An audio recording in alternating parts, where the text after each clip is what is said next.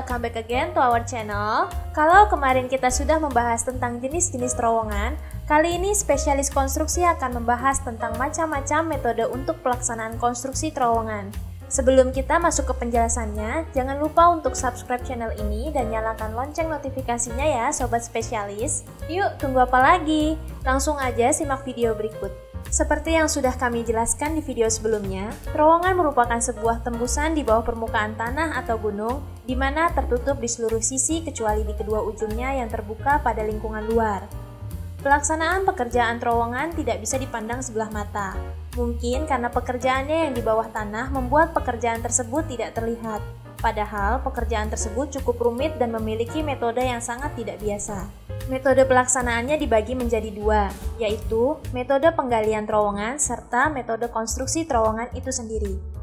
Berikut macam-macam metode pelaksanaan konstruksi terowongan. Metode penggalian terowongan. Dalam penggalian terowongan, ada beberapa metode yang umum digunakan, akan tetapi metode penggalian terowongan yang akan dipilih disesuaikan oleh keadaan alam sekitar dengan segala pertimbangan dan analisis. Yang pertama, metode full raise. Metode full raise dilaksanakan dengan cara seluruh penampang terowongan digali secara bersamaan. Metode ini sangat cocok untuk terowongan yang mempunyai ukuran penampang melintang yang kecil hingga terowongan dengan diameter 3 meter. Keuntungan menggunakan metode ini adalah pekerjaan lebih cepat karena penampang permukaan terowongan digali secara bersamaan. Proses tunneling dapat dilakukan secara berkelanjutan. Lalu kerugiannya adalah banyak membutuhkan alat-alat mekanis. Metode ini tidak dapat digunakan apabila kondisi tanah tidak stabil dan hanya untuk terowongan dengan lintasan pendek. Yang kedua, metode heading and bench. Metode heading and bench merupakan cara penggalian terowongan di mana bagian atas penampang terowongan digali terlebih dahulu sebelum bagian bawah penampangnya. Setelah penggalian atas atau headingnya mencapai 3-3,5 meter, penggalian bawah penampang atau bench out dikerjakan sampai membentuk penampang terowongan yang diinginkan. Keuntungan menggunakan metode ini adalah memungkinkan pekerjaan pengeboran dan pembuangan sisa peledakan dilakukan secara simultan.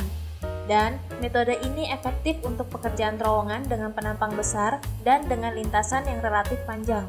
Yang ketiga, metode drift. Metode drift adalah metode yang dilakukan dengan cara menggali terlebih dahulu sebuah lubang bukaan berukuran kecil sepanjang lintasan terowongan yang kemudian diperbesar sampai membentuk penampang yang direncanakan. Metode ini terbagi menjadi 4 bagian, yaitu top drift, center drift, bottom drift, dan side drift. Yang keempat, metode sumuran vertikal. Metode sumuran vertikal adalah metode penggalian suatu terowongan yang dilakukan dengan cara menggali secara vertikal tanah hingga menyerupai sumur besar, di mana pada dinding atau dasar sumur tadi dapat digali lubang-lubang ke arah horizontal.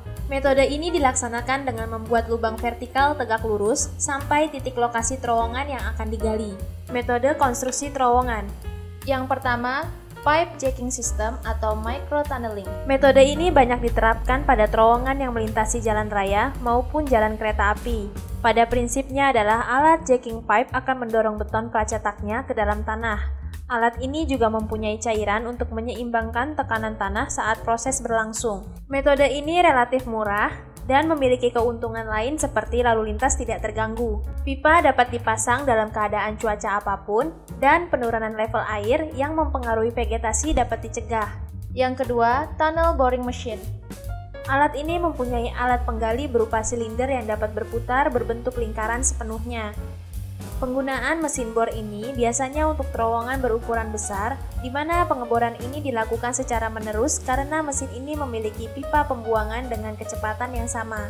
Ketika terowongan menemukan tanah yang memiliki karakteristik lunak dan akan menyebabkan mesin ini susah untuk mengebor karena tanah tidak mampu menahan beban alat tersebut, biasanya akan dilakukan gluting terlebih dahulu sebelum dilewati oleh mesin bor.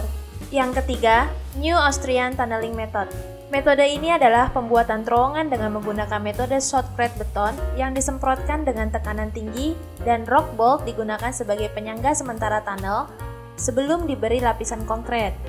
Setelah itu, terowongan diberi perkuatan dengan memasangkan tulangan dan kemudian dilakukan pengecoran secara menyeluruh. Yang keempat, cut and cover system. Konstruksi terowongan ini dibuat dengan menggali suatu lapisan tanah, kemudian dinding dan atap terowongan dikonstruksikan di dalam galian. Sesudah itu, galian ditimbun kembali dan seluruh struktur berada di bawah timbunan tanah. Metode ini hanya dilaksanakan bila elevasi terowongan relatif berada di dekat permukaan tanah dan bila daya dukung tanah memungkinkan dengan metode ini.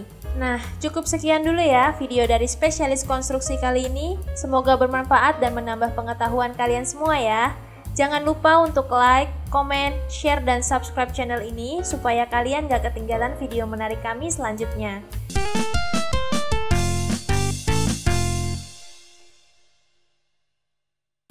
Kalau kalian punya topik menarik lainnya yang ingin kami bahas, kalian bisa tulis di kolom komentar di bawah ini ya. Terima kasih telah menonton dan sampai jumpa.